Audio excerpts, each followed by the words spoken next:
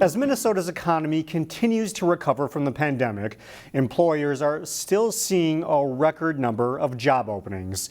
We take a look at the impact on a popular Maple Grove salon that's making a big change due to the labor shortage. All set? Yeah. On any given day, Did you find everything okay? I did. Good. staff members at Maple Grove's Simonson Salon and Spa are kept busy as customers come in wanting to look and feel their best. Over the last 18 months, it's been pretty crazy. Autumn Gray is a Simonson spokesperson. She says that 18 months ago, when the state allowed salons to reopen after the COVID shutdown, people were more than ready to schedule appointments. When the closure ended, we had a huge surge of new customers coming in, as well as all of our returning customers continue to visit us. Yet while the customers returned, the labor force didn't quite follow suit. We are currently hiring stylists, massage therapists, nail technicians, as well as both full-time and part-time front desk staff. It's a common story heard throughout the state. According to figures released last month by the State Department of Employment and Economic Development, employers in Minnesota reported more than 205,000 vacancies in the second quarter of 2021. That is an 84% increase compared to the same period in 2020. State officials attribute it to people dropping out of the labor force over COVID concerns. At Simonson's, the current staff tried to pick up the slack. Working late, picking up extra shifts, helping out their teammates any way they could, but they were experiencing a burnout too, which we didn't want. So to avoid burnout, the Maple Grove location decided to close on Sundays, effective November 21st. The Plymouth location made a similar move last year. We always pride ourselves on making our guests feel and be their best, as well as our team to feel and be their best, and that just wasn't happening. And so we did have to make a difficult decision. A difficult decision that will hopefully work out in the long run for Simonson's as its staff members get a much-needed day of rest. And to all of our customers and guests out there, thank you so much for sticking with us. Metro Transit says it's experiencing an unprecedented driver shortage, and as a result, it will be cutting routes. Metro Transit says it will reduce service hours by 5% starting December 4th. This decision came from a quarterly review of ridership trends. Some routes will run less frequently and some routes will be suspended. Metro Transit says it made the decision on which routes to alter in a way that minimizes rider impact. A company that develops rental properties wants to build more than 200 townhomes for rent in Maple Grove. The Summerwell development is proposed for a growing area of the city between 105th Avenue North and County Road 81, just west of Maple Grove Parkway. A representative from the company told the Maple Grove Planning Commission this week that it would be the first of its kind in the state, and it's appealing for people who want to rent but want more space.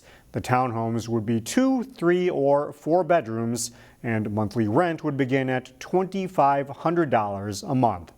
Maple Grove does have a different rental development of detached single-family homes called Mills Creek.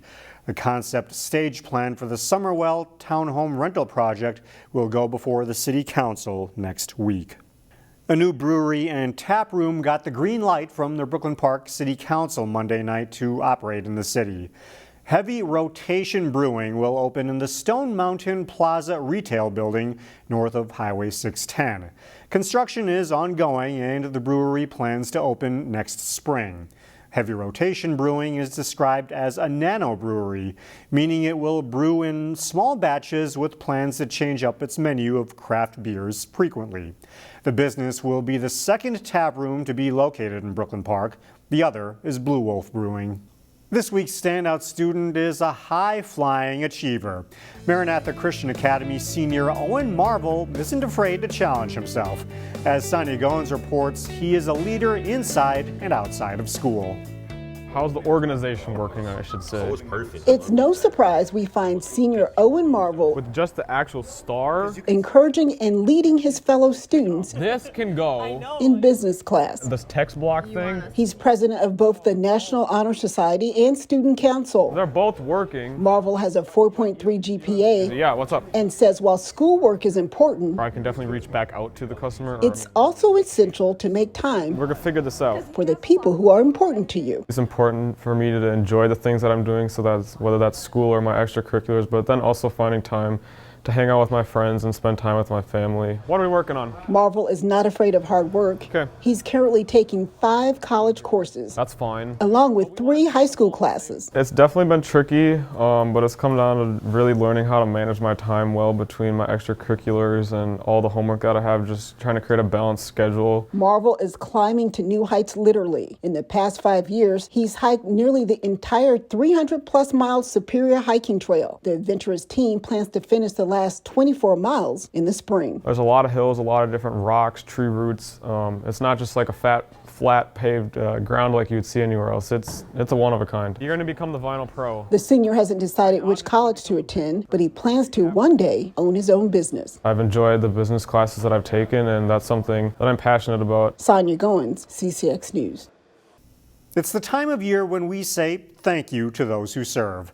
The city of Plymouth said thank you to veterans Tuesday morning by offering a free drive-through breakfast. Air Force is number one. Air Force is number one. I didn't know if they were going to ask for a better ID. This was on the wall, so it only took me a minute to get it in my hands. Roger Roush says his photo from 1955 was the easiest ID to show for his time in the Army. Vehicles drove through the city parking lot to the Veterans Memorial to pick up a free breakfast plus letters of appreciation and a small gift.